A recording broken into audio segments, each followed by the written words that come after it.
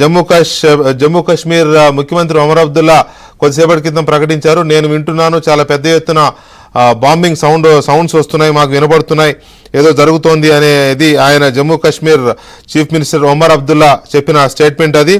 ఇక జమ్మూలో కూడా air defence system పూర్తి స్థాయిలో యాక్టివేట్ అయింది. సాంబా సెక్టర్లో పాక్ డ్రోన్లను మన సైన్యం కూల్చివేసింది.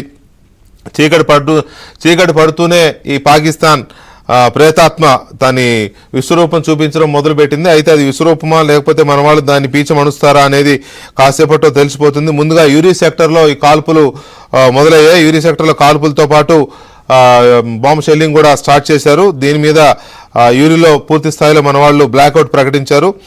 అలాగే లైన్ ఆఫ్ కంట్రోల్ మీద కూడా పెద్ద ఎత్తున కాల్పులు జరుగుతూనే ఉన్నాయి. మన బలగాలు సమర్థవంతంగా తిప్పికొడుతున్నాయి.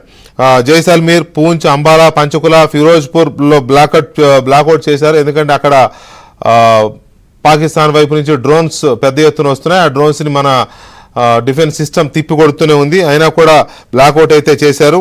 అంతా చీకటి అలుముకుంది. ఆయా ప్రాంతాల్లో, ఆయా పట్టణాల మీద, నగరాల మీద చీకటి అలుముకొని ఉన్నది. సామాన్య పౌరులే లక్ష్యంగా ఈ దాడులు జరుగుతున్నట్టుగా మన సైన్యం చెప్తోంది. సాంబా సెక్టర్లో ఇప్పటికే పాక్ డ్రోన్లను కూల్చేశారు. జమ్మూలో ఎయిర్ డిఫెన్స్ సిస్టమ్ పూర్తి స్థాయిలో యాక్టివేట్ చేశారు.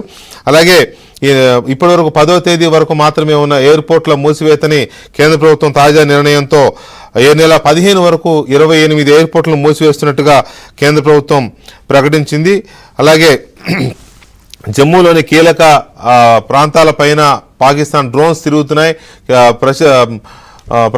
ప్రసిద్ధిగాంచిన ఎయిమ్స్ పైన, జమ్మూలో ఉన్న ఎయిమ్స్ పైన కూడా పాకిస్తాన్ డ్రోన్ తిరుగుతోంది. త్రివిధ దళాధిపతులతో ఇప్పుడే ప్రధాని మోదీ సమావేశం ముగిసింది. ఈ సమావేశంలో రక్షణ మంత్రి రాజ్నాథ్ సింగ్ అండ్ సలహాదారు అజిత్ దోబాల్ కూడా పాల్గొన్నారు. ఈ ఒక పక్క ఈ సమావేశం జరుగుతుండగానే పాకిస్తాన్ ఈ తెగబాటుకి తెగబడింది 2వ రోజు రాత్రి వరుసగా.